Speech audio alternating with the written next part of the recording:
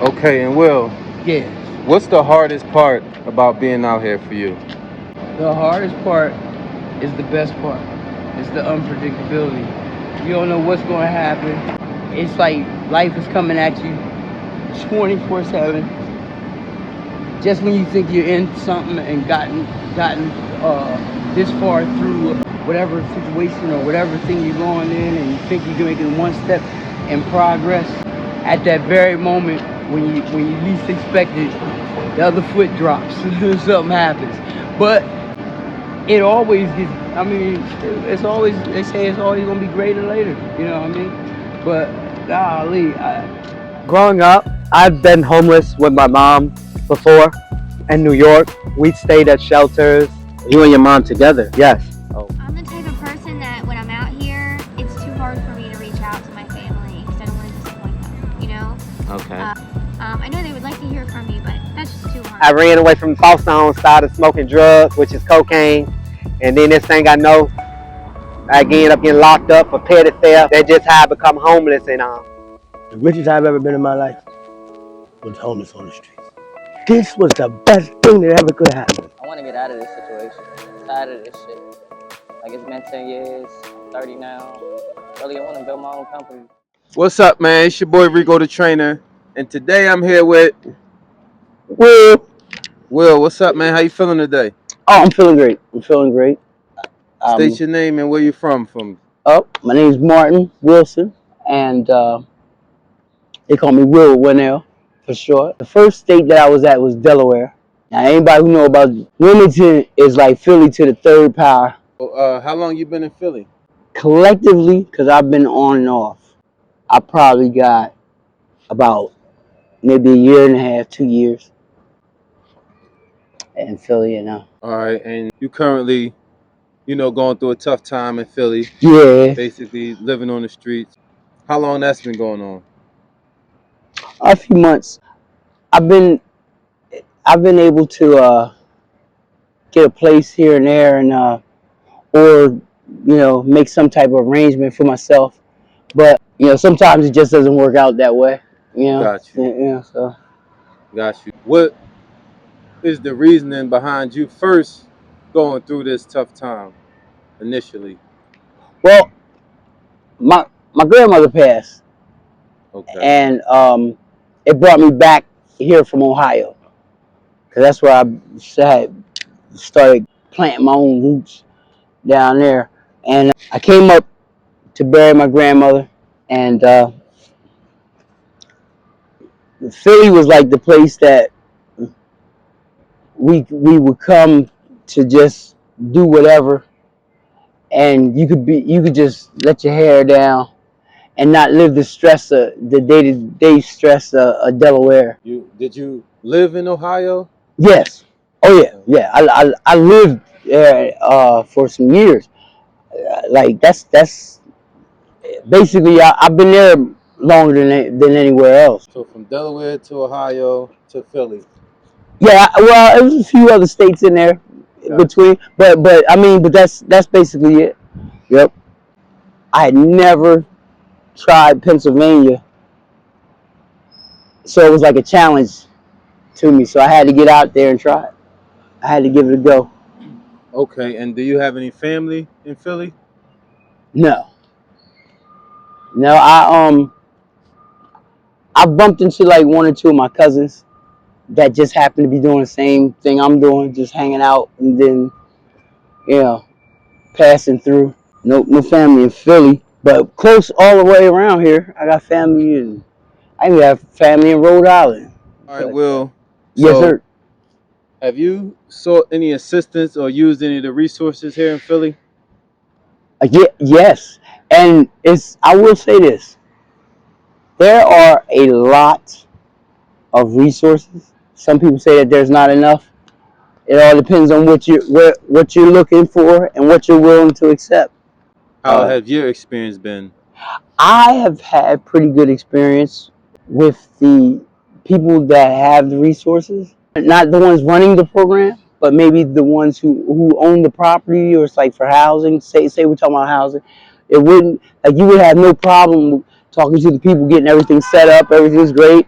Looks great. They're excited because they're getting ready to get a check for a couple of months, everything paid for, and then you get there, and then the representative leaves, and you meet the person, and that's not always great. I mean, that's the best way I can describe it. It's Okay. How about the shelter system? Have you tried being in the shelter? I took a stab at that one time and knew that that was probably one of the biggest, one of the largest mistakes that I've ever made in my life. They, I have not seen. They're so I could talk for 20 minutes right on that, on just what's wrong, and mind you, I'm Marine, and we believe in changing things from within. So if I see something wrong, if it rubbed me the wrong way, I'm gonna get involved with that program, with that project, with that whatever, so that I can help from the inside out. Because that's how you make change. Okay. So just give me a little bit about your experience being in the shelter, and what was it that made you not want to be there? Well, first, first thing, you know, besides the fact that humans are humans, you're not gonna want to do your job or whatever every day. It happens. But I have not had the luck of going in a place and if not someone say something to me hear someone talk to in such a way that no other verbiage comes to mind than that person talking to them like they're a piece of shit, and watch people get played with as far as the person's hungry. They tell them, oh, they sign them up for things that, all right, this comes with a complete dinner and all this type of stuff. And when the person gets there, it's a turkey sandwich. Like it's a 2 pieces of turkey, sliced turkey, 2 pieces of bread, no mayo, wasn't in the budget, that type shit. And Mm. then be like, what the hell? And So you're then supposed to be getting and then paid tell them a go get decent some amount of water. money Oh, to well, feed people, when right? you know that these people are getting a large amount of money Right. and they're getting paid to be there, and they still talking to you like you ain't shit, like they shouldn't have to do it, like everything that happened is your fault. You know, Okay, I get it. All hey, right, and what's your experience been like on the streets? I'm now. It's like how they say, if if you were born and raised around the lions, tigers, and bears, then you're not gonna feel out of place in the zoo. But when you're in the woods, it's just how it is.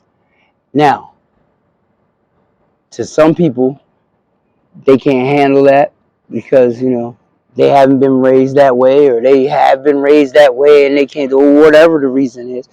Um, I mean, it's just life, and I don't know. I've been through enough that and gotten paid for it that to do it for free is a good time almost. I mean, and that's not in jest. That's real. That's real. That's real shit. Okay, so Will, Mm-hmm. do you have any children or Yes. anybody that you're responsible for? Oh yes. Yes. Yes. I have 5 daughters, Mm, but I was married 19 years, okay. and I I think, as they say in cooking, when you're doing a good job, they say you put your foot in that pot. I put my foot in when it came to my girls, man. Like that's they my world. And Okay.